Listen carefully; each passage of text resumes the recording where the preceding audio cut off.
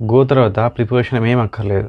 Go to అని పెట్టాల్సిన అవసరం లేదు. ఎప్పుడు go home, go downtown, go shopping, go swimming, go camping, go dancing, go fishing, go selling.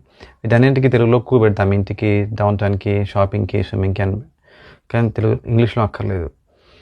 To ఎక్కడ పెడతామంటే go to temple, go to church, go to mosque, go to school, go to university, go to Chennai, go to Mumbai, go to India. Go తర్వాత on ఎప్పుడు వస్తుంది?